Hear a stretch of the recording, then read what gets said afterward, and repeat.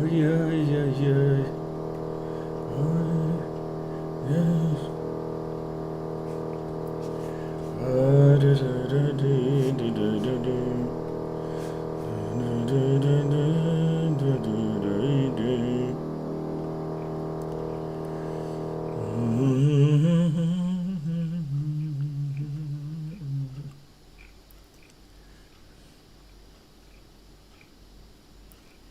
On est en train de... Il faut récupérer le...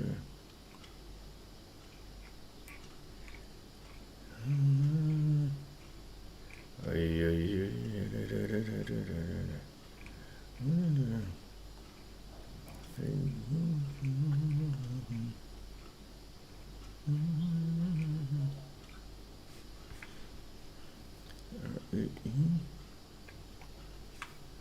Copie.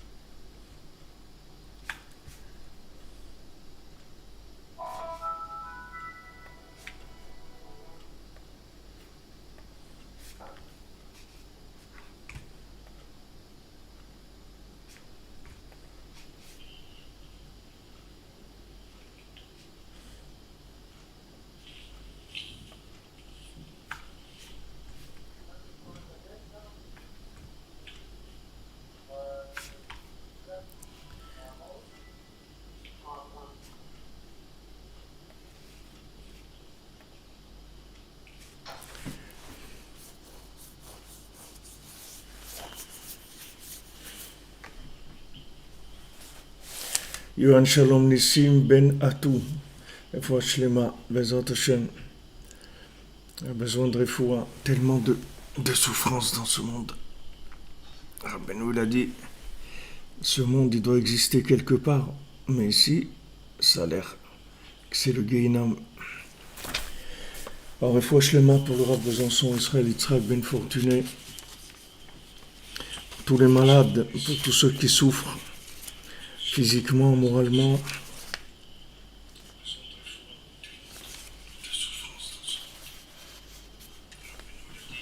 David ben Mesouda Cohen, Norali Esther Chava bat Chaya Daniel, Sarah Learen bat Rivka, Myriam Rivka bat Perla Zora, Chaya Catherine bat Esther, Laura bat Jacqueline, Sandrine bat Janine.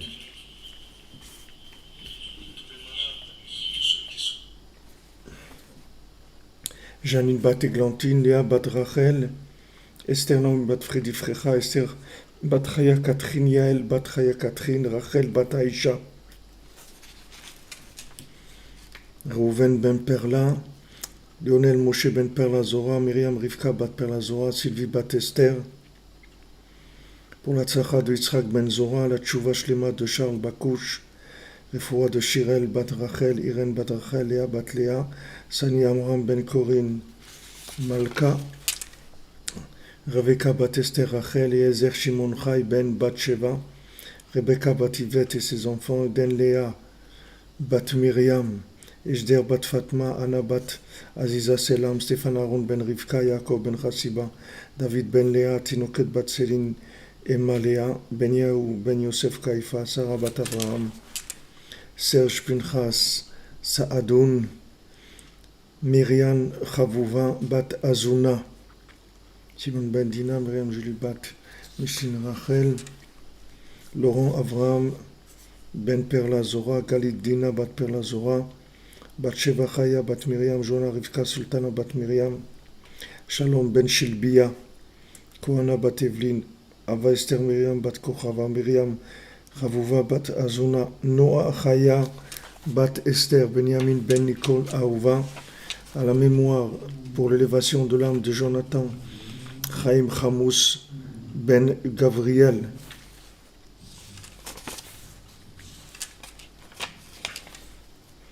De Myriam Nirei bat Louisa Ziza, Yehuda ben Sarah Boudaram, Joarivet bat Pelara, Marie Myriam bat Simcha Mordechai, Yitzhak Loski.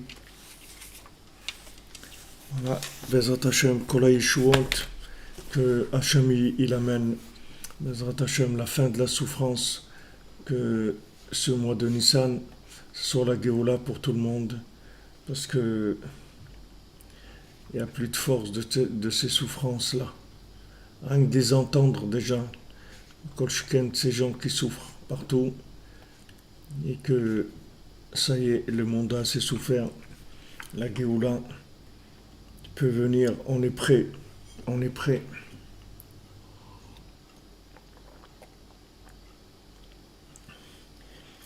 Tous les traits tzadikim, ils se réveillent pour nous délivrer, Bezrat Hashem.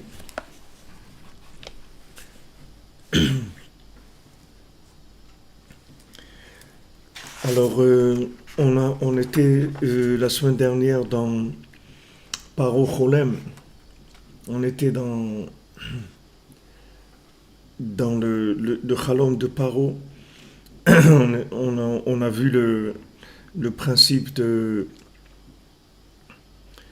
7 années de famine, de 7 années d'abondance, et qui avait une idgabrut du Médamé, c'est-à-dire la force, l'imagination, elle était tellement forte que ça se voyait même pas qu'il y avait eu des années d'abondance, que le bien, il se voyait même pas tellement que le mal imaginaire, il avait pris le dessus de façon imaginaire. Mais voilà, c'est ce qu'on voyait. Donc Rabbeinu il nous a mis toute cette asaga là, toute cette vision des choses. Il l'a placée dans le le rêve de Paro. Et Rabbeinu nous dit que Tikkunu et Yosef. Maintenant, la réparation de tout ça, c'est Yosef. Prinat Asaf Elokim et Trerpati. Comme c'est écrit que Rachel, elle a dit, Hachem, il a mis fin à ma honte. Shehu Mamtik et Tara. Qu'est-ce qu'il fait Yosef? Il adoucit le mal. Shehu Prinat Araav, qui est la famine. Beprinat Asher Lotikru Ord. Cherpat Raav Bagoim. Que vous aurez plus de la honte de la faim parmi les nations. Veuprinat Asaf Ruach. C'est-à-dire qu'il est Asaf Ruach, ça veut dire il réunit.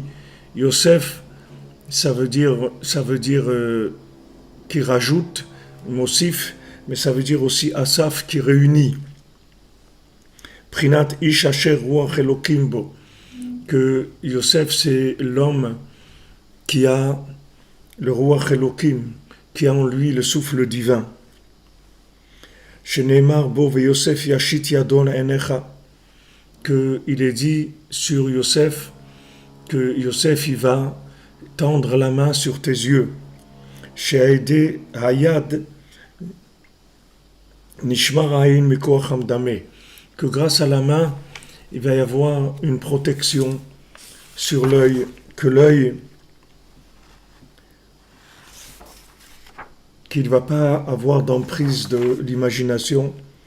Aïn Besaba Mashdarash al-Pasuk, Hashem Elokai Gadalta Meod. Regarde dans le Zohar ce qui est écrit au sujet de Hashem Elokai Gadalta Meod. Hashem, mon Dieu, tu as grandi beaucoup.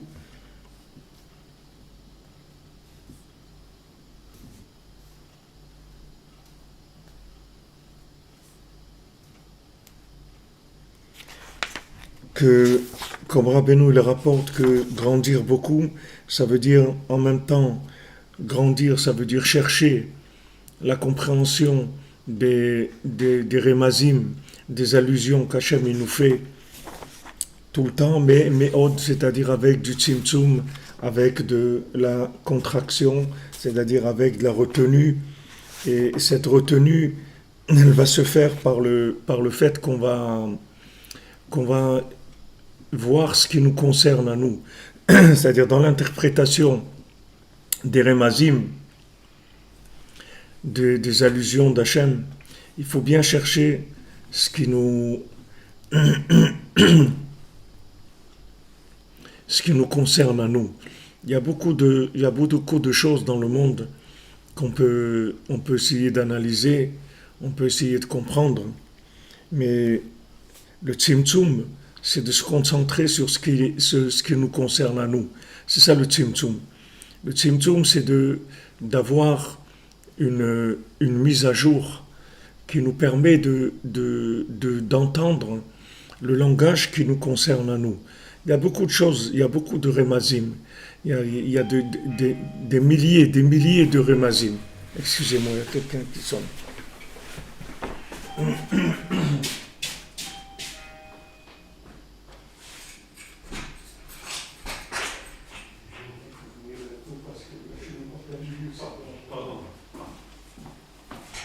J'ai fait le tikkun. C'est tikkun. Le fait de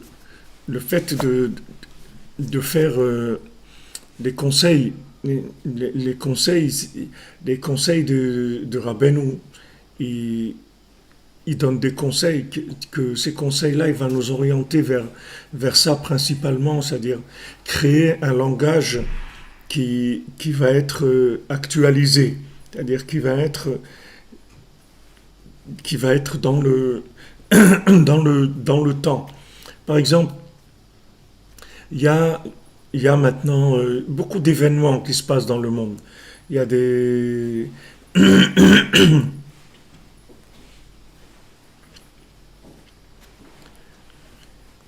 bon, Hachem, tout va bien, je vous remercie. Il y a beaucoup d'événements. Ces événements-là, ils sont là et ils nous parlent. Il y a toutes sortes d'événements. Il se passe des choses aux États-Unis, il se passe des choses en Europe, il se passe des choses en Israël, il se passe beaucoup de choses. Il y a des élections en Algérie, il y a des élections dans des pays d'Afrique, il y a les Gilets jaunes, il y a beaucoup de choses dans le monde. Toutes ces choses-là, elles parlent. C'est-à-dire que ça parle. Voilà, la droite est passée, c'est pas la gauche, c'est ça, c'est ça. Mais toutes ces choses-là, ça ne nous concerne pas à nous, personnellement. C'est pas qu'est-ce que nous, personnellement, dans les problèmes qu'on a.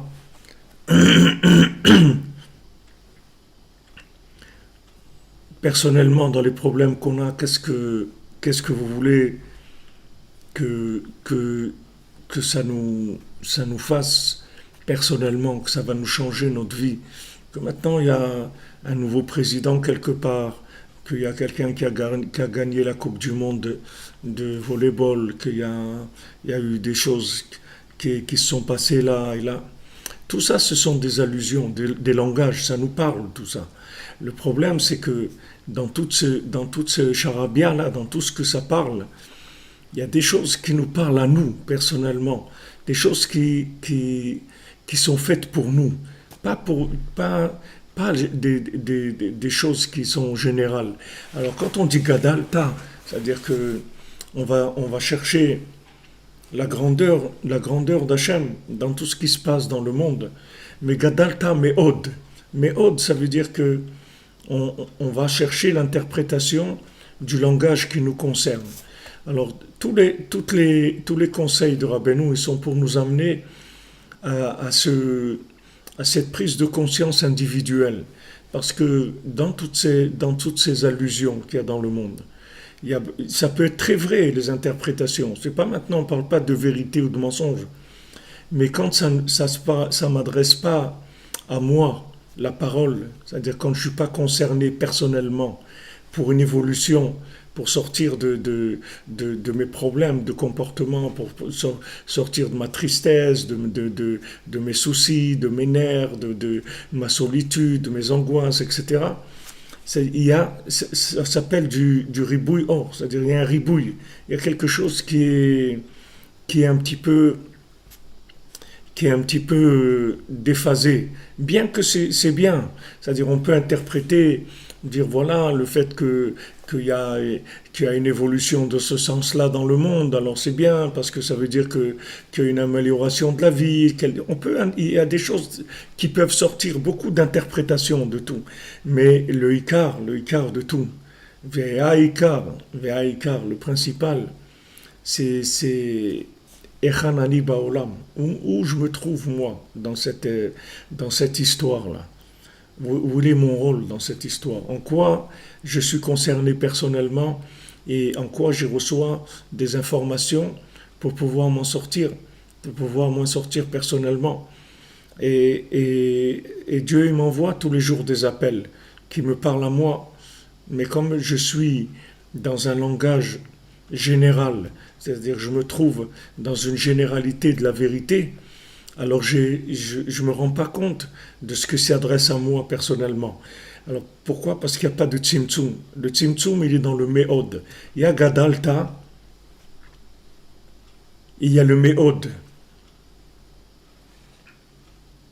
Le méod, ça veut dire que je dois revenir à moi-même. Alors Rabbeinu dit dans le côté moral que quand quelqu'un se rapproche du tzaddik, alors ses yeux ils s'ouvrent. Ses yeux ils s'ouvrent. Il commence à voir des choses. Il commence à rentrer dans la connexion.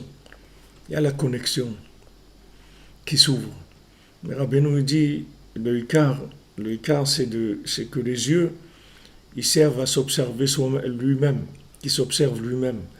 Parce que quand les yeux ils s'ouvrent, on peut regarder beaucoup de choses. On peut regarder les autres aussi. Que celui-là, il fait ça de tordu, et l'autre, il fait ça pas bien, et l'autre, il a fait ça même bien, et l'autre. Mais tout ça, c'est pas mon business à moi. Moi, je dois regarder mon business à moi, c'est-à-dire où j'en suis. Et ça, c'est le méod, c'est le tzimtzum. Alors, on voit ça ici dans le tikkun de Yosef. Yosef, il va permettre de faire le tri dans le ruach ra'a et le ruach tova, c'est-à-dire qu'il y a un souffle qui est mal et il y a un souffle qui est bien. Maintenant, quel est le souffle qui est mal? C'est ce qui me concerne pas personnellement. C'est-à-dire que si j'arrive pas à trouver la connexion qui me donne le langage personnel, de manière à ce que je me rende compte, que je réalise où je suis dans le monde et que je me mette à écouter les messages qui me concernent personnellement, alors ça s'appelle Ruach Ra, même si c'est maintenant quelque chose qui est général, qui s'adresse à d'autres niveaux, à d'autres personnes, à d'autres choses. Mais ça ne me parle pas à moi directement. Alors Yosef, lui, il va réparer ça. C'est pour ça que c'est écrit que Yosef, Yashit Yado al-Enecha. Yosef, c'est la promesse que Hachem il a fait à Yaakov. Il lui a dit, ton fils, il va tendre sa main sur tes yeux. La promesse qu'Hachem il a fait à Yaakov. Yaakov, il avait le Hémet. Yaakov, il avait le Hémet. Il était Hémet le Yaakov. Yaakov, il a mis en place les 12 Shvatim. Mais elle est Toldot Yaakov, Yosef. La descendance principale de Yaakov, c'était Yosef. C'était pas les autres. Les autres, c'était tous des tzadikim. Mais la véritable descendance de Yaakov, c'est Yosef. Parce que Yosef, qu'est-ce qu'il a fait? Yosef, il a connecté la vérité de Yaakov. Yosef, il ne s'est pas contenté de connaître la vérité comme ses frères. Ses frères aussi connaissaient la vérité. Vous croyez que Yehuda ne connaissait pas la vérité, que Reuven, c'est tous des tzadikim. C'est tous des tzadikim. Mais maintenant, le problème qu'ils avaient, c'est la connexion, la mise à jour de cette vérité par rapport au vécu du moment.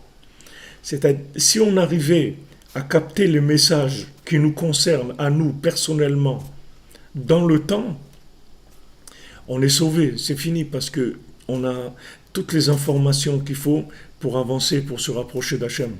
Le problème, c'est que la connaissance qu'on a, elle est empirique. Elle n'est pas, même si elle est vraie, même si la Torah c'est vrai, toute la Torah c'est vrai, c'est du Emet. Seulement, ce Emet là, il n'est pas mis à jour dans un langage qui me concerne. C'est ça mon problème. C'est pas le problème de la vérité. La vérité, Baruch Hashem, voilà, il y a Dieu, il y a les tzadikim, il y a le bien, il y a une vérité empirique qui est large. Maintenant, il y a une vérité qui me concerne à moi, un langage qui me concerne à moi. Et quand je vais entendre ces paroles, ça va me sortir ça va me sortir de là où je suis. Je vais me sentir concerné. On s'est adressé à moi, et on s'est adressé à moi dans le message qui va capter mon âme. Il va, comme Rabbeinu dit que c'est un chant, c'est-à-dire c'est une musique qu'on va entendre. Comme Yaakov il a envoyé à Yosef, il a dit à ses enfants, Krou mizimra ta'aretz, prenez de la musique des chants d'Eretz Israël, prenez avec vous quand vous allez aller voir Yosef. C'est-à-dire que maintenant, il y a une musique et il y a ma musique. Il y a la musique en général et il y a ma musique. Des fois, vous entendez un mot, vous entendez une phrase, et cette phrase-là, elle vous fait quelque chose de très fort. Et vous voyez, il y a d'autres personnes qui sont là, qui sont des gens très bien aussi. Et vous voyez que cette phrase, elle les a pas bougés.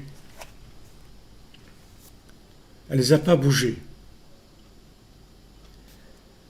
Comme on voit c'est écrit pour Yitro, que Yitro, il a entendu. Qu'est-ce que ça veut dire Yitro, il a entendu? La Torah nous dit voilà, Yitro, il a entendu. Il y a beaucoup de gens qui ont entendu. Qu'est-ce qu'il a entendu? Il a entendu la guerre contre Amalek, il a entendu Matan Torah, il a entendu tous les miracles qu'il y a eu, qu'on est sorti d'Égypte. Mais ça, il n'y a pas que Yitro qui a entendu. Il y a beaucoup de monde qui a entendu. Ce sont des informations.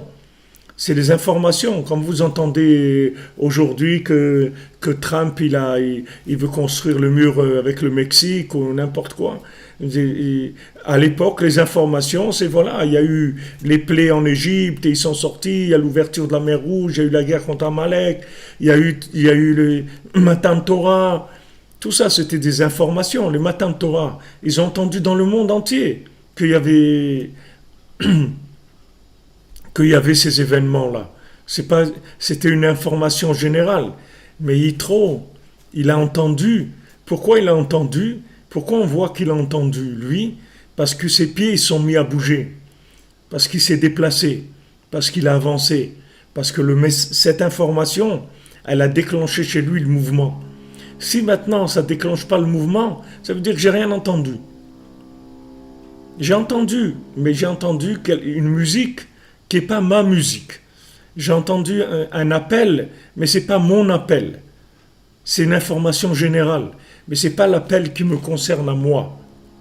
Si ça me concerne à moi, la preuve que ça me concerne à moi, c'est que mes pieds vont se mettre en mouvement. Donc Yitro, il a entendu, il a bougé. D'ailleurs, Yosef, qui représente la lettre Vav de la connexion, Yosef qui est le principe de rajouter.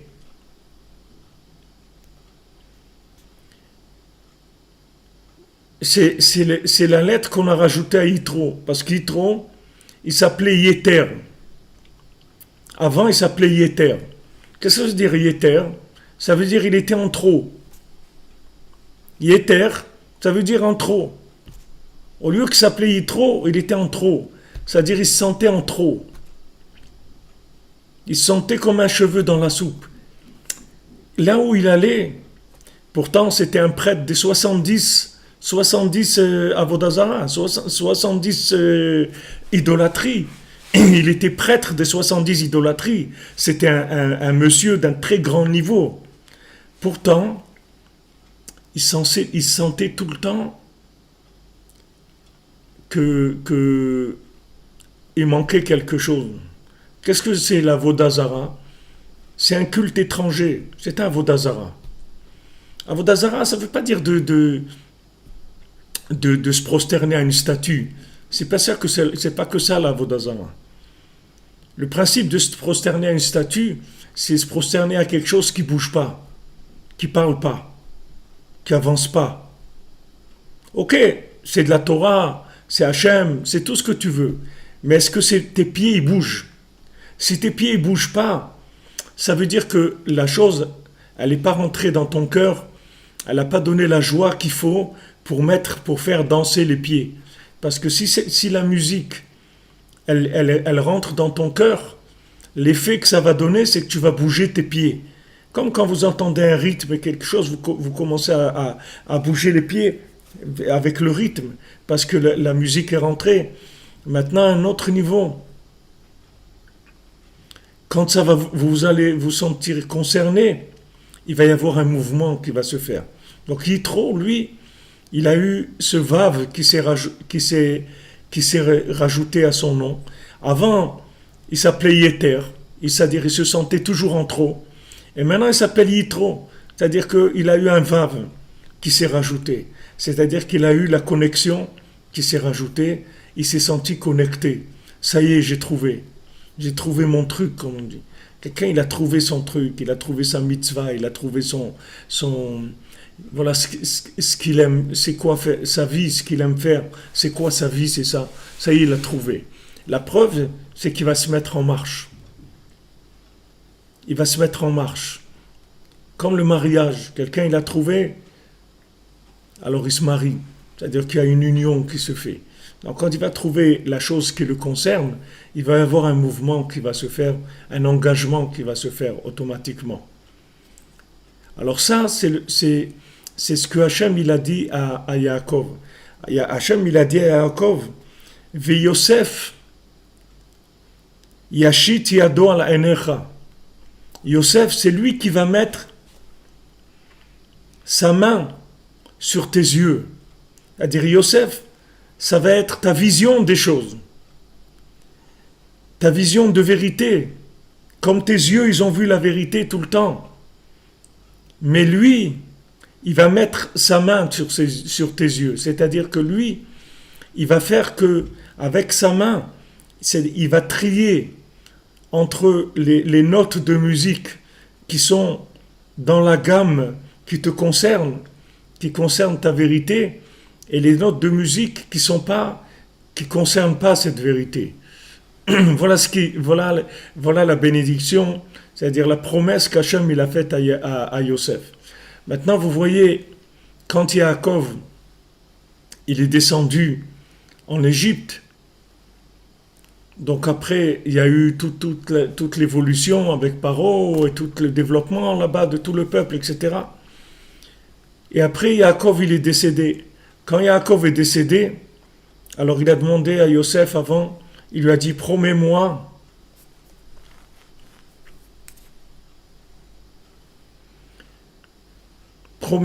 que tu m'enterres pas ici en Égypte.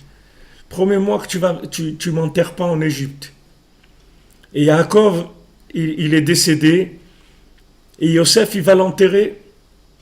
Il va l'enterrer à Meramat HaMachpelah, il va l'enterrer à Hebron. Mais Yosef, quand il est décédé,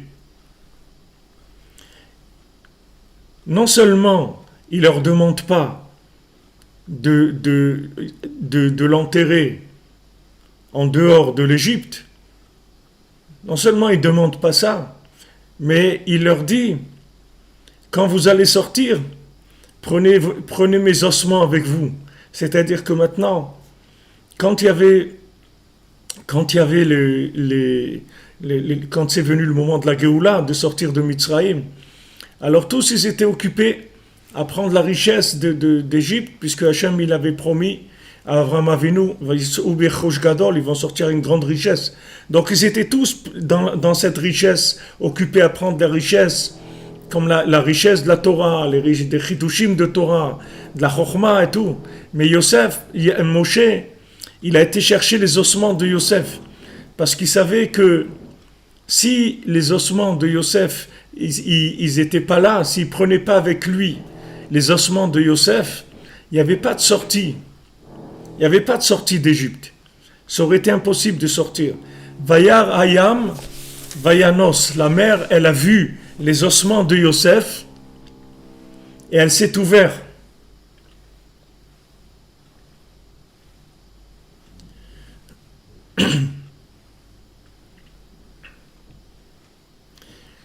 Vous comprenez la différence, c'est-à-dire que Yaakov, il a été présent en Égypte,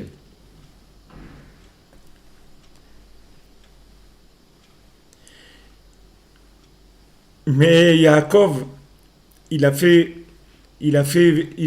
vivre ses enfants, il a fait vivre les gens qui étaient proches de lui. Et quand maintenant il est décédé, il a dit, vous me laissez pas ici. Al tekvereni b'Misraïm, surtout ne m'enterre pas ici. Yosef, il dit, Rabbi Nachman, il dit en Ukraine, ici, chez Amalek, tu m'enterres là, ici. C'est là que tu vas m'enterrer. Pourquoi? Parce que Yosef, il va récupérer tout le bien qu'il y a en Égypte. Tout le bien, il va le récupérer. Toutes les âmes qui sont bloquées là-bas, il va les faire sortir. Il va les amener à leur réparation. Tous, sans exception. Parce que lui, il a la force de la connexion, de la vérité, de l'adapter au temps. Puisque Yosef, il représente l'alliance. Yosef, il passe par des moments d'épreuve qui vont être une solution pour toute l'humanité. Puisque Yosef, il a fait la shonara sur ses frères. Et à cause de ça, il a eu la Edgabrout du Médamé. Il a eu l'imagination qui s'est fait attaquer. Et il est tombé dans l'épreuve avec la femme de Potiphar. Mais il a résisté à cette épreuve-là. Et il a pris le bien qu'il y avait dans l'épouse de Potiphar. C'était quoi le bien qu'il y avait dans la femme de Potiphar? C'était sa fille, puisque Yosef il s'est marié avec la fille de Potiphar.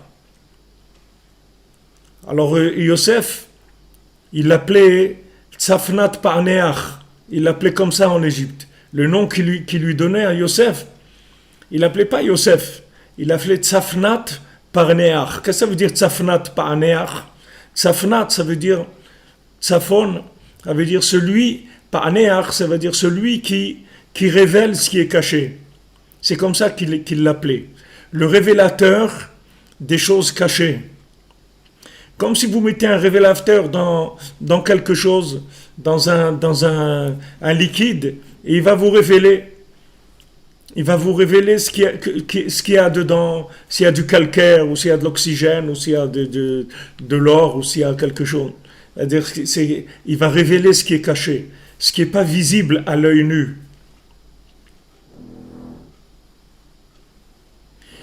Donc Yosef, il passe par cette épreuve-là. Il passe exactement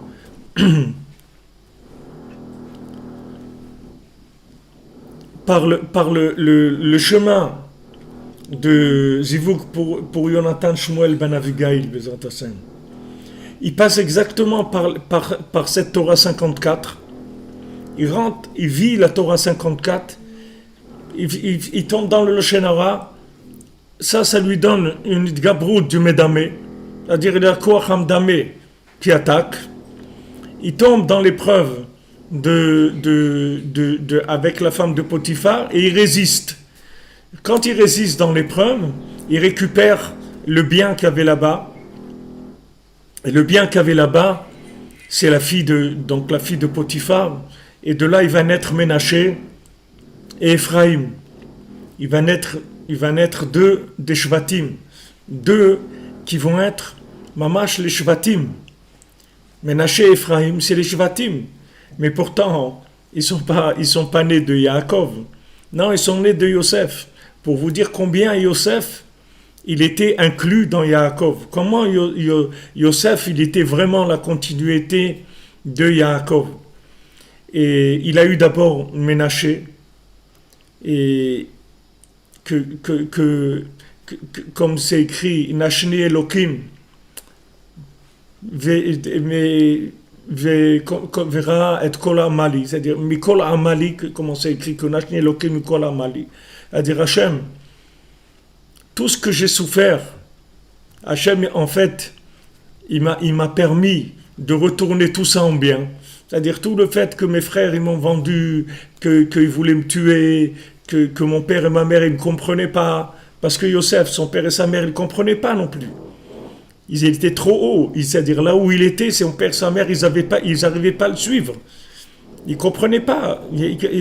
Yaakov, il n'arrivait pas à comprendre. Qu'est-ce que tu veux? Tu vas où? Tu vas où là? Quand il commence à raconter ses rêves, ils ne comprennent pas. Qu'est-ce qu'il veut?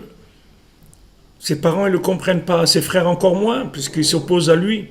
Mais Yosef, il est arrivé à retourner ça et à récupérer tout le bien qu'il y avait dans cette chose-là. Donc comment Yosef il s'est défendu contre tout ça? C'est parce qu'il est resté joyeux. C'est pas qu'il était seulement joyeux, c'est écrit, il était Méphazès en prison. Il dansait tout le temps en prison. Tout le temps il dansait. Il était dans une joie, mais débordante, c'est-à-dire une joie exagérée, parce que il savait que si jamais il se laissait aller un moment au blues, à la mélancolie, c'était terminé pour lui. Parce que il se faisait attraper, il se faisait par la vase de la tristesse. Et là, toutes ces situations-là, au lieu que maintenant lui, il récupère ces situations et il les fasse sortir, c'est le contraire. Ces situations-là, elles vont le faire tomber. Donc quand la situation, elle vient, c'est une épreuve. On est attaqué, chacun il est attaqué, voilà, l'un par ses voisins, l'autre par ça, l'autre par l'autre, l'autre par des gens qui ne le comprennent pas, etc. Ok, d'accord, il y a des problèmes. Mais il faut faire attention que ces problèmes-là, ils viennent que pour une seule chose. Une seule chose. C'est pour nous rendre tristes, c'est tout. Tous les problèmes, c'est des mises en scène pour nous rendre tristes, c'est tout. C'est pas des vrais problèmes. Le vrai problème, c'est d'être triste, parce que ça, c'est un vrai problème. Ça, c'est un problème qui est insoluble. C'est-à-dire, quand quelqu'un il est tombé dans la tristesse, il n'a pas de solution. La seule solution qu'il a, c'est de sortir de là-bas. C'est tout. Mais dans la tristesse, il n'y a aucune solution, puisqu'il n'y a plus de connexion, il n'y a plus d'alliance, il n'y a plus il y a plus Yosef, il n'y a plus le Vav, le crochet qui nous lie au message. Il n'y a plus d'actualité des messages par rapport à moi. Il n'y a plus de mise à jour. Il n'y a plus rien. Donc il faut faire attention. Il faut faire attention à ce que les épreuves, elles ne nous fassent pas tomber dans la tristesse. C'est ça l'épreuve principale qu'il y a dans l'épreuve de l'épreuve, c'est celle-là. La véritable épreuve, c'est celle-là. Qu'on souffre, tout le monde souffre. Ici, c'est un monde de souffrance, ok? Rabbi Nachman, il a dit, sûrement que ce monde-là, il doit exister quelque part, mais ici, c'est l'enfer. Ce monde-là, c'est le Gehinam. Tout le monde souffre. Il n'y a personne qui ne souffre pas. Il y a des gens, ils ne sont pas mariés, des gens, ils n'ont pas d'enfants, des gens, ils n'ont pas de santé, des gens, ils n'ont pas de parnassa, des gens, ils n'ont pas de maison, des gens, ils n'ont pas d'amis, des gens... Ok, tout le monde souffre. La différence qu'il y a entre des gens qui s'en sortent et les gens qui ne s'en sortent pas, c'est la capacité à rester joyeux dans la souffrance, Donc c'est comme ça que Rabbeinu il commence le septième mendiant. Comment il commence le septième mendiant, qui est les débuts du conte des sept mendiants, puisqu'il n'a pas raconté le septième, mais il a fait allusion au début. Il dit, je vais vous raconter comment ils étaient joyeux de la bille noire, comment ils étaient joyeux. C'est pas qu'ils étaient joyeux de la réussite, c'est pas qu'ils avaient la tour de Trump ou qu'ils avaient gagné au loto ou qu'ils étaient les gens les plus réussis du monde. Non, ils étaient dans la Marashroa, c'est dans la bille noire, et de là-bas ils étaient joyeux. Donc maintenant,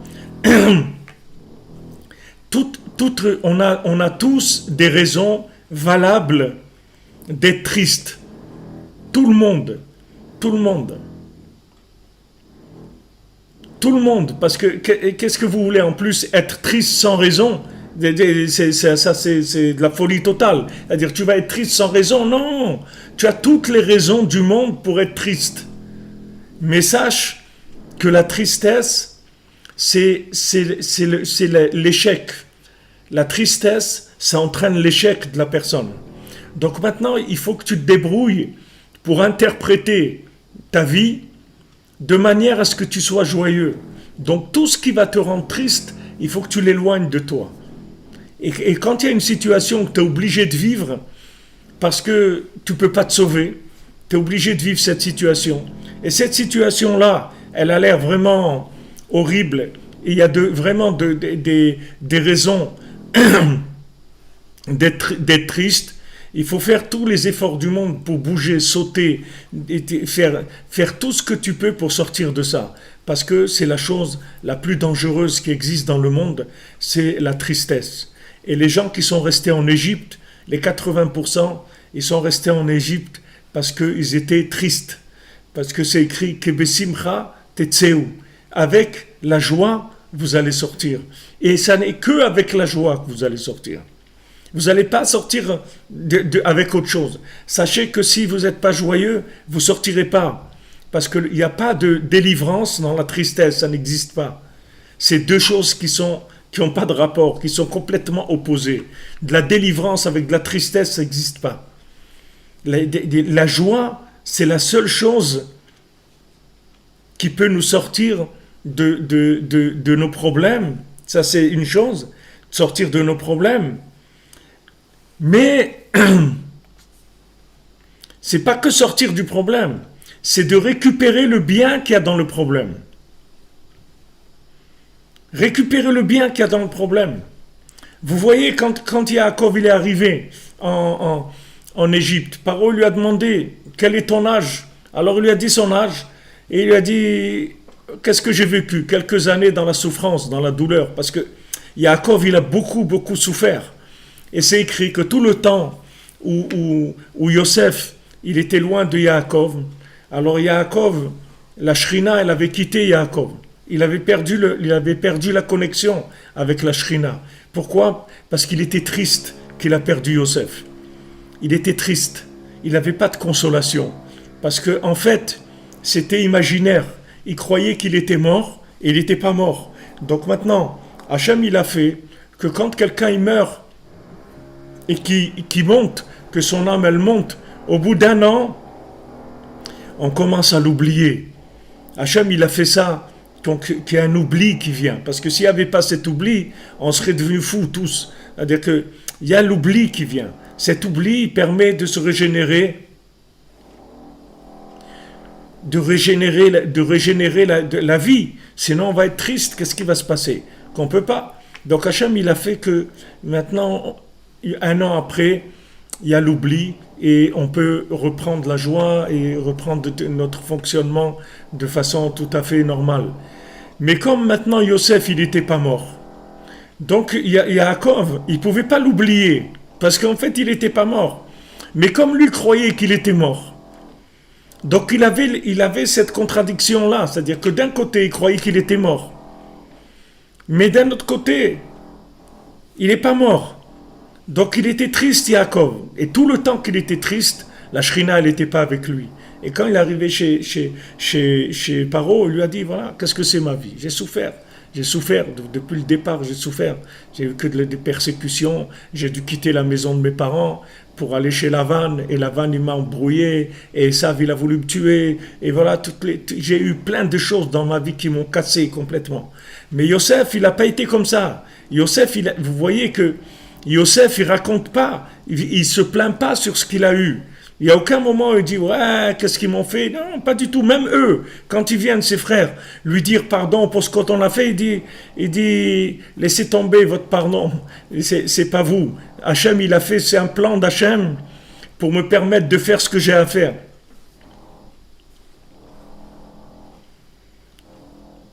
C'est tout.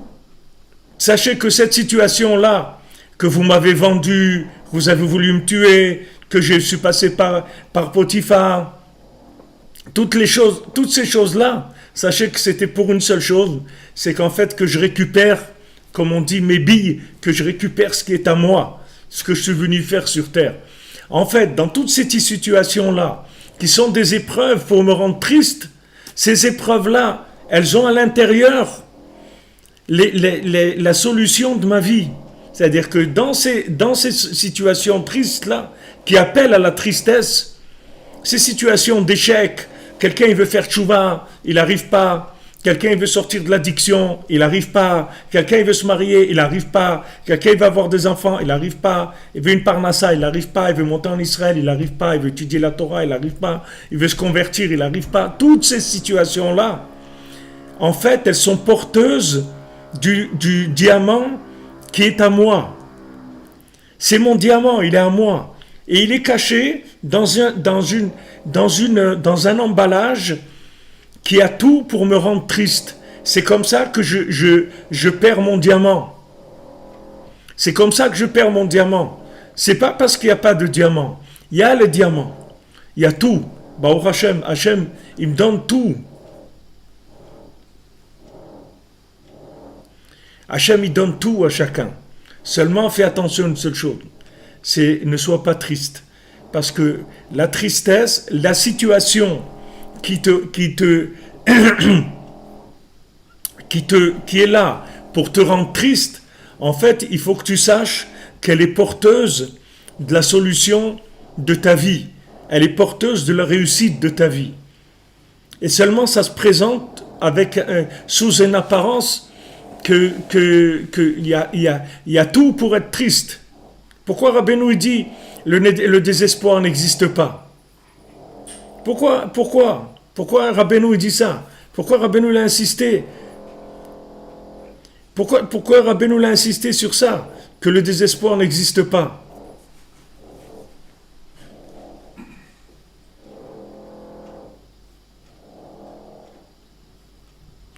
Parce que Rabbeinu sait qu'on va vivre des choses qui sont difficiles, qu'on va avoir toutes les raisons du monde pour être triste. Toutes les raisons du monde pour être triste. Mais fais attention, ne sois pas triste. Parce que si tu es triste, tu vas perdre. Tu ne vas pas perdre parce que tu as eu une épreuve. Tu vas perdre parce que l'épreuve, elle t'a rendu triste. Donc maintenant, même si tu fais des bêtises, même si tu n'arrives pas à t'en sortir, tu es dans l'addiction de bêtises, tu es dans des problèmes, que les gens ils te font des problèmes, ok, et ton conjoint il te fait des problèmes, travaille des problèmes, partout, ok. Et une seule chose, fais attention, c'est que ces problèmes ne te rendent pas triste. Donc quand tu vois un problème comme ça, tout de suite mets-toi à danser, tout de suite cherche de quoi te réjouir. Cherche de quoi te réjouir.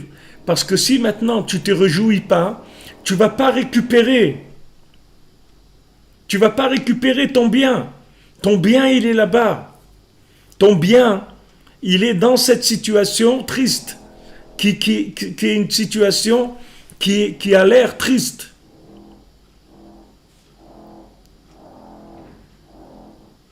Mais sache que dans cette enveloppe-là, d'apparence à pousser à la tristesse, en fait, il se cache le diamant de ta vie. Le diamant de ta vie, il est là. Donc, apprends le métier, sache comment ça marche. et mets-toi en mouvement.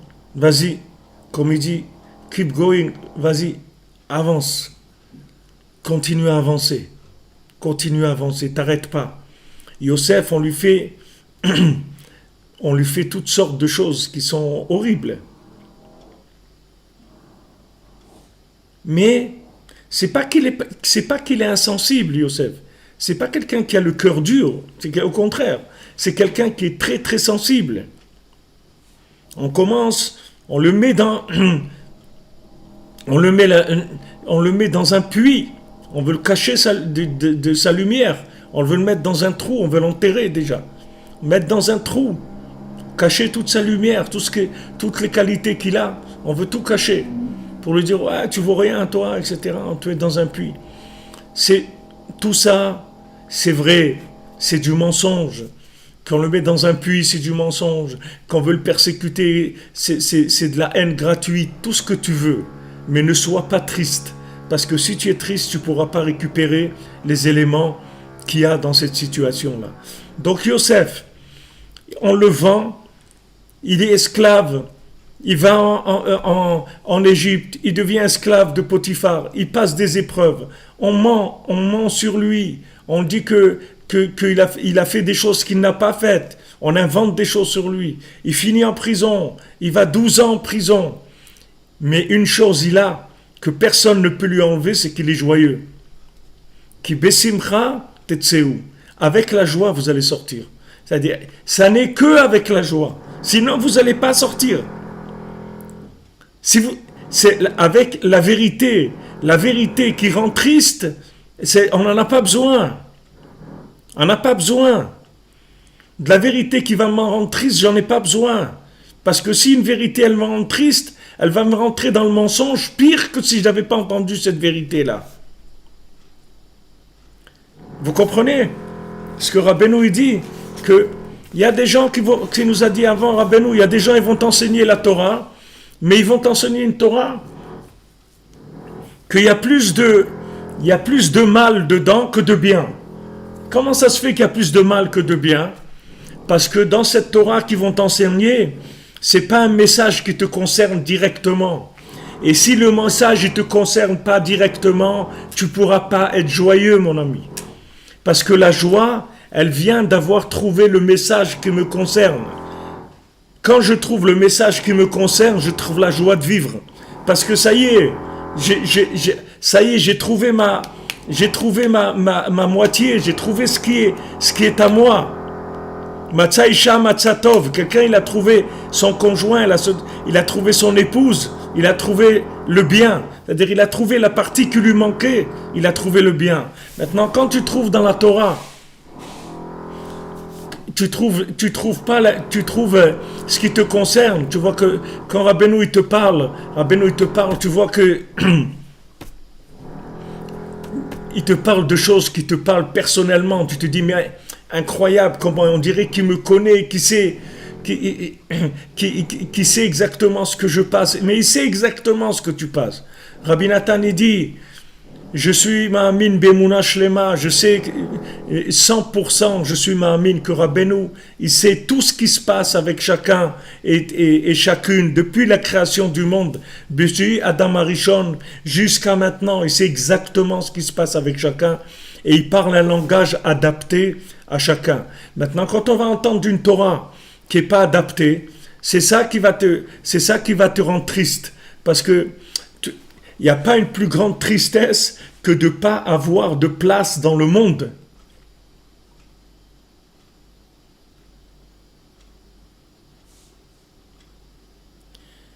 Il n'y a pas plus triste que ça, que tu n'as pas de makom dans le olam, tu n'as pas de place. Tu n'as pas trouvé ta place. Tu tournes en rond. Tu n'as pas trouvé, tu es un zombie, tu tournes. Tu n'as pas trouvé ta place. Tu n'as pas de place. Même si tu prends des places, mais ce n'est pas la tienne. Tu fais semblant. Tu t'es mis dans un parking. Tu étais dans un parking parce que tu n'as pas trouvé la route qui te convient. Pas trouvé la route qui te convient, alors tu t'es mis dans un garage. le principal de notre épreuve, c'est ça.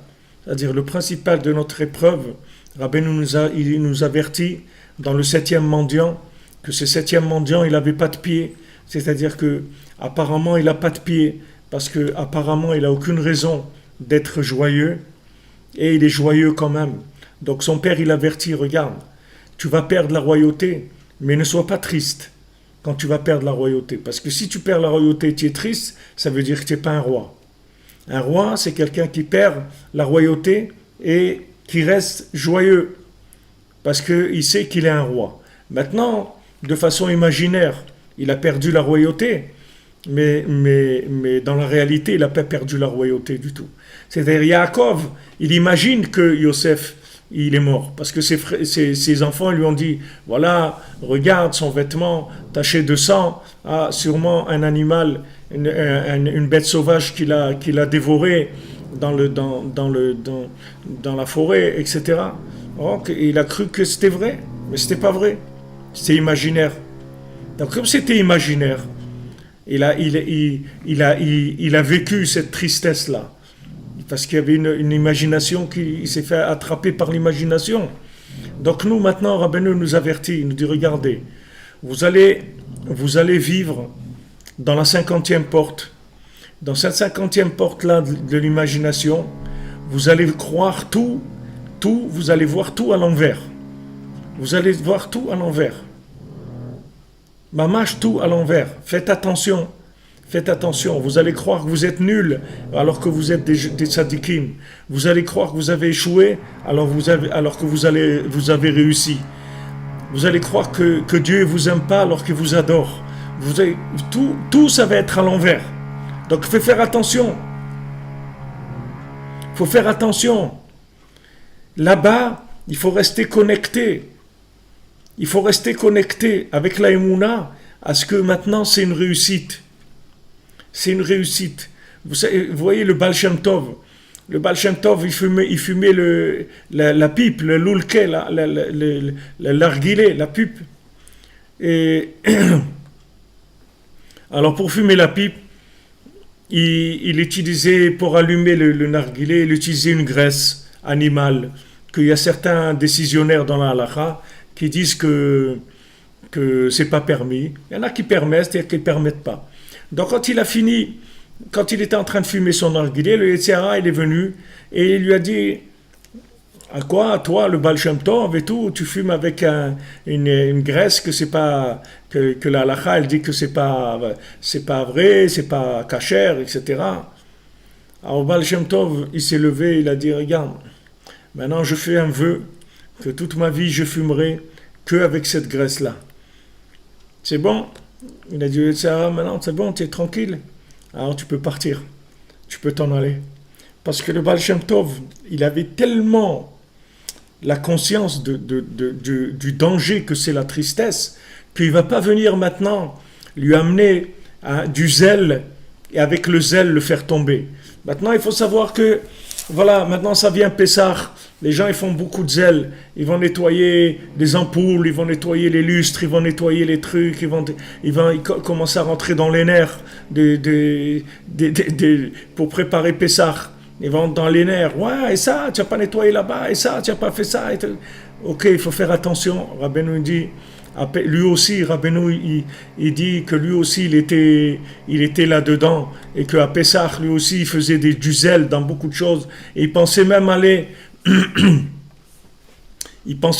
dans une autre ville, là où il y avait une rivière, parce qu'il avait peur que l'eau, dans la ville, il y a du chametz dedans, ou des choses.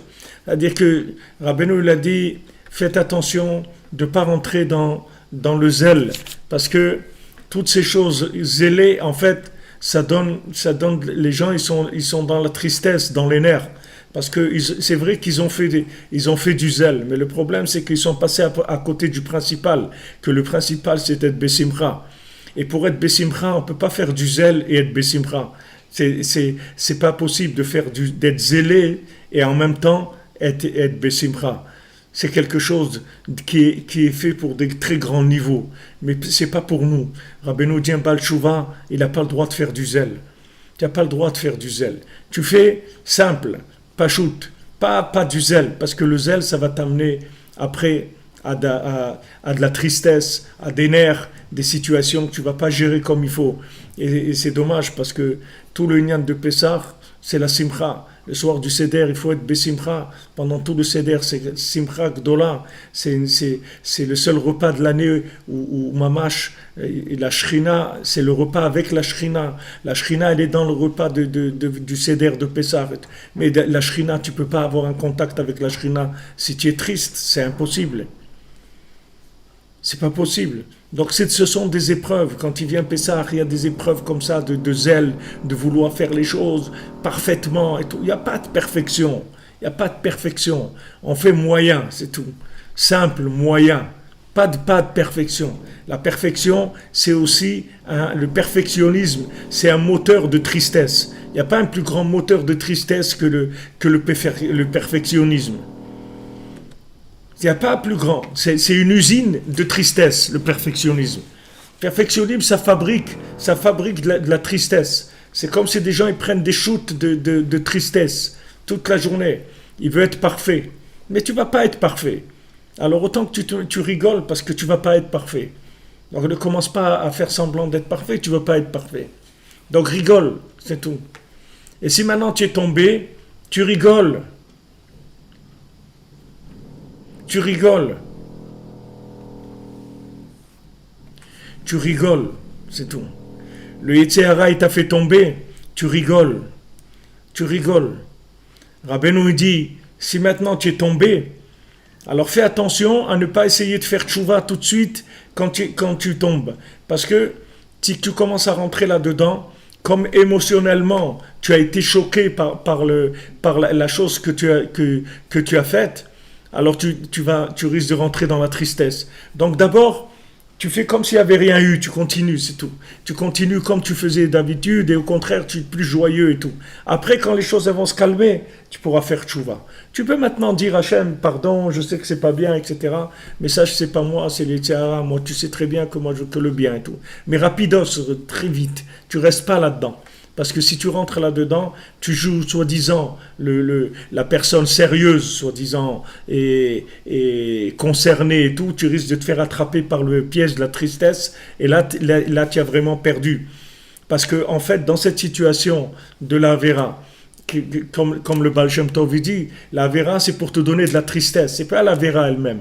Parce que la Avera c'est que maintenant tu dois décrocher quelque chose d'extraordinaire. Et cette chose-là, tu peux la décrocher que si tu es joyeux.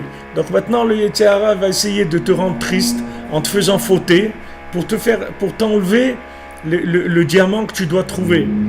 Comme celui qui avait perdu le diamant dans le bateau. Il avait ce diamant-là, il a perdu. D'accord, le gars lui a jeté son diamant à la mer. Mais il a fait semblant qu'il n'avait pas perdu. Et après, avec ça, il a récupéré toute la richesse qui était à lui.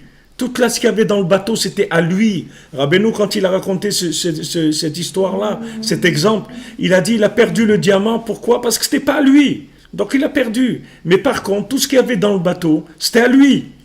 La preuve, c'est que c'est venu chez lui. Mais maintenant, si quand il a perdu le diamant, il était triste, il aurait été voir le capitaine du bateau, lui dit, en pleurant, il dit, waouh, j'ai perdu mon diamant, et truc et tout. D'abord, le capitaine du bateau, il l'aurait jeté à la mer parce qu'il n'avait pas de quoi payer. Ça, il lui a donné une chambre first class parce qu'il a vu un diamant comme ça, il a cru que c'était un homme d'affaires, alors que lui, c'était un bonhomme, un vendeur de terre. Il remplissait des seaux de terre, il les vendait. C'était vraiment un clochard, le bonhomme. Mais il a trouvé un diamant. Mais ce diamant, c'était une étape pour l'amener à la richesse de tout ce qu'il y avait dans le bateau. Jamais le capitaine, il aurait mis à son nom tout ce qu'il y avait dans le bateau s'il ne le prenait pas pour un riche. Donc, Rabbeinu, il dit, le diamant, il a perdu, c'était pas à lui. La preuve, c'est qu'il a perdu. Mais qu'est-ce qui était à lui ? C'était ce qu'il y avait dans le bateau, qui était beaucoup plus que le diamant en valeur. Alors le Yetzer Hara, il utilise la même technique. Il te donne un petit quelque chose, après il te l'enlève pour que tu sois triste. Mais en fait, lui, qu'est-ce qu'il veut ? C'est te cacher le grand cadeau que tu dois recevoir. C'est-à-dire, il te met dans une situation, des fois, où il te donne un petit quelque chose. Ah, tu es content, ouais, tu as commencé à faire un peu des choses et tout. Mais après, il te les enlève pour que tu sois triste. Pourquoi ? Parce que ce qu'il y a derrière, c'est beaucoup plus grand que ce que tu as fait maintenant. Tu vas faire des choses énormes par rapport à ce que tu es en train de faire maintenant. Ce que tu es en train de faire maintenant, c'est tout petit par rapport à ce que tu vas faire. Mais lui, il te donne cadeau des choses pour te les enlever après. Comme ça, il te rend triste. Donc, il faut pas réfléchir. La tristesse, c'est assourd, c'est tout. C'est interdit. C'est assourd. C'est quelque chose d'interdit. C'est tout, on n'a pas le droit. C'est tout. On n'a pas le droit. C'est la chose la plus interdite qui existe au monde. Rabbi Nathan, il dit dans l'écouté de Philon, il n'y a rien qui met Hachem en colère plus que quelqu'un qui se désespère. Il n'y a pas une plus grande avéra que ça. La plus grande avéra de la Torah, c'est le suicide. Il n'y a pas une plus grande avéra que ça. Et quelqu'un, vous croyez qu'il n'a pas des raisons, des circonstances atténuantes, qu'il n'a pas des raisons de se suicider? Sûrement qu'il a des raisons. Il ne va pas se suicider comme ça. Il a des raisons. Voilà, il n'y a plus rien, truc et tout. J'ai plus rien, j'ai tout perdu, j'ai truc, Ok. Il a des raisons valables. Malgré ça, c'est interdit. C'est interdit. C'est-à-dire, même si quelqu'un il a tout perdu, il a truc, il doit rester joyeux. Il doit chercher la joie. Parce que tout ça, c'est un film, c'est tout. C'est un film. C'est un film pour le rendre triste. Il faut rester joyeux.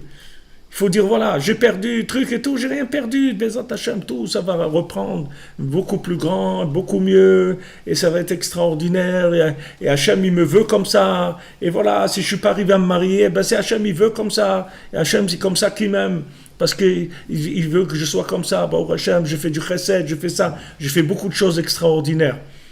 Quelqu'un, il n'a pas d'enfant, ok, il n'a pas eu d'enfant, mais il a des maasim tovim, il a diffusé la Torah. Diffuser la Torah aussi, c'est des enfants. Tout celui qui diffuse la Torah, qui aide quelqu'un, ça devient un enfant en lui, c'est la même chose. Donc il y a beaucoup de choses qu'on peut gérer et les transformer en bien. Tout peut se transformer en bien. Mais il faut faire attention de ne pas avoir le mauvais œil. Le mauvais œil, c'est la tristesse. C'est-à-dire que tu vois la situation comme une situation qui t'oblige à être triste. Parce que, voilà, tu es triste. Tu es triste, c'est normal, voilà, ils m'embêtent, ils me font des trucs, ils m'empêchent de faire ça, ils m'empêchent de construire le Mishkan, ils m'empêchent de faire ça. Chacun, il a ses rêves qu'on empêche de faire. Qu'est-ce qu'il voulait faire, Yosef? Il voulait sauver le monde. Qu'est-ce qu'il voulait faire? Il voulait sauver ses frères. Qu'est-ce qu'il voulait faire? Il voulait sauver l'humanité. Il voulait, ce qu'il a fait, il a nourri toute l'humanité, il a fait sortir toutes les neshamot qui étaient là-bas en Égypte, il les a fait sortir de là où elles étaient. Combien il a été métaken, Yosef, il a été métaken, il a réparé 70% de la faute d'Adam Arishon, à lui tout seul, Yosef. C'était un gibor, ma chère Ben Yosef, il était très très fort, Yosef. Mais la plus grande force qu'il avait de tout, c'était qu'il ne tombait pas dans la tristesse. Parce qu'il savait que ces situations-là, c'était des situations inversées, c'est tout. Donc maintenant, on est dans l'inversion totale, les amis. On n'a jamais été aussi inversé qu'aujourd'hui. Donc lisez tout à l'endroit. Remettez tout à l'endroit, c'est-à-dire à l'envers. C'est-à-dire quand vous êtes en bas, ça veut dire que vous êtes en haut. Quand vous êtes en haut, ça veut dire que vous êtes en bas. Mais quand vous êtes en haut, vous pouvez dire c'est pas grave, vous pouvez croire que vous êtes en haut. Le principal, c'est d'être joyeux. Et quand vous êtes en bas, surtout, il faut vous dire waouh, maintenant c'est super, extraordinaire. C'est quand on était petit, on jouait à qui perd gagne. Voilà. Quand on perd aujourd'hui, on gagne. Voilà, nous on perd au loto toutes les semaines, mais on gagne toutes les semaines. On perd pas. On fait que gagner, c'est tout. Donc chaque fois qu'il y a une possibilité, un appel à la tristesse, il faut pas répondre à l'appel. Non, il y a pas, je vais pas être triste. Il y a pas, je vais pas être triste, je rentre pas là-dedans. Moi, je continue à être joyeux, je regarde que les choses joyeuses. Et même maintenant, si je dois inventer des choses pour être joyeux, il faut inventer, il faut créer, il faut de l'imagination autant que vous pouvez pour être joyeux.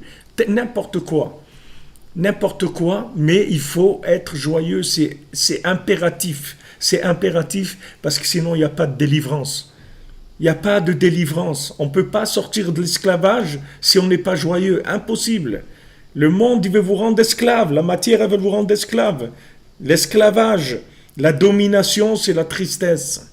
C'est ça la domination des forces du mal. Elles n'ont pas une autre possibilité de nous dominer pas une autre possibilité.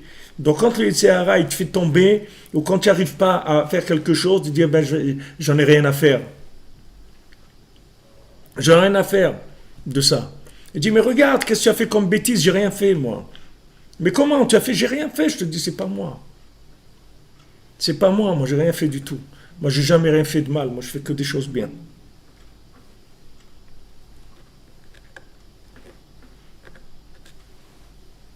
Vous comprenez? Ça, c'est la clé de la Géoula. Le 7e mendiant qui n'a pas de pied. Tu as l'impression qu'il n'a pas de pied, mais il a des pieds extraordinaires. C'est-à-dire que maintenant, logiquement, il n'a aucune raison d'être joyeux. Mais maintenant, si tu dépasses cette logique-là et tu rentres dans la Emouna, tu vas voir que tu as toutes les raisons du monde d'être joyeux. Comme il a dit Rabbeinu Rabbi Nathan, tu sais pourquoi tu n'es pas joyeux? Parce que tu n'es pas conscient de la chance que tu as eue de me connaître. Si tu savais qu'est-ce que c'est de m'avoir connu, le mérite que c'est de m'avoir connu, tu serais en train de danser toute la journée. Rabbeinu l'a dit, Gamar tive gmor. J'ai terminé déjà. J'ai gagné déjà. Donc qu'est-ce que tu veux? Qu'est-ce que tu as à faire semblant de te faire du souci? Rabbeinu il a dit, j'ai gagné déjà. J'ai terminé la réparation du monde. Tu veux quoi toi? Tu veux amener de la théorie de quoi? De la théorie de qui? De qui tu vas amener? De Darwin, tu vas amener de la théorie? D'où tu vas amener ta théorie? D'où tu veux sortir des théories? Le Rebbe, il a dit, j'ai fini déjà. J'ai réparé le monde. Donc ça y est, sois joyeux. Ah, mais regarde, j'ai fait... Le Rebbe, il sait exactement qui tu es, ce que tu fais. Il sait tout ça. Mais il a dit, pourtant, j'ai gagné. J'ai gagné. Donc ça y est, reste tranquille, c'est tout. Sois joyeux. Sois joyeux, c'est tout. Tu fais tes chaussures à 3 coins, ou à 4 coins, ou à 6 coins. T'es joyeux, c'est tout. Ça, c'est absolu, c'est pas relatif.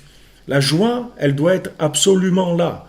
Maintenant, le reste, ça n'a aucune importance. Du moment où tu es joyeux, le reste, ça n'a aucune importance. Ah, maintenant, on m'a fait ça, il y a ça, j'arrive pas. Tout ça, c'est juste des mises en scène pour te rendre triste. Mais tu retournes tout. Retourne tout de manière à être joyeux. De manière à être joyeux. Parce que c'est le seul danger véritable.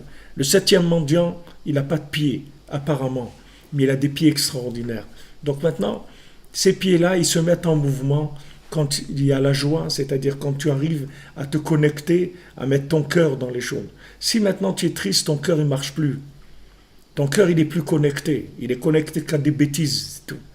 La tristesse, ça connecte à des bêtises. Ça rend la personne animale.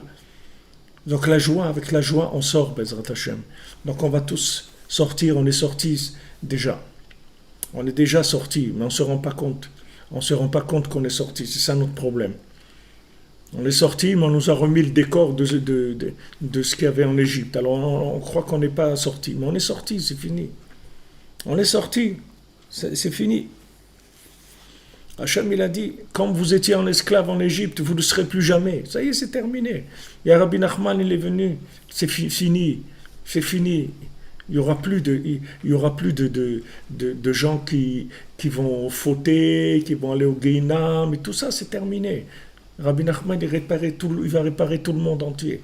Donc, Baruch Hashem, il y a un tzaddik comme ça. Il y a de quoi être joyeux. Le reste, à quoi ça ressemble, ça n'a aucune importance. C'est un film, c'est tout. C'est un film. Remettez l'image à l'endroit. Et quelqu'un m'a envoyé plein de vidéos sur des gens maintenant qui ont trouvé que en fait, l'imagination, que les gens, tout ce qu'ils voient, c'est de l'imagination, en fait.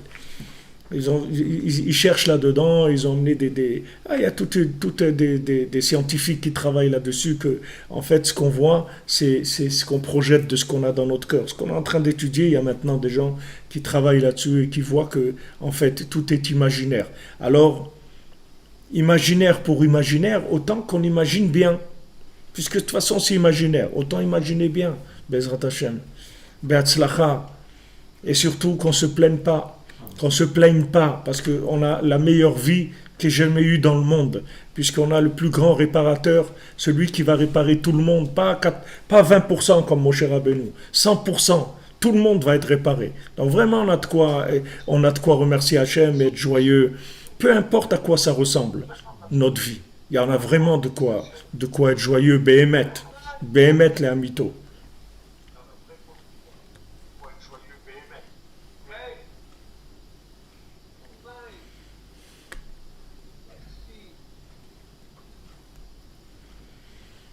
Et oui, Amalek qui fait du bruit, ouais. Il est toujours avec sa perceuse en train de en faire le marteau-piqueur. Et Bezrat Hashem, il ne va pas nous arrêter. Be'atzlacha, les amis. Be'atzlacha. Tranquille, dans la joie, Bezrat Hashem. Alors, Shavua Tov, que des bonnes nouvelles.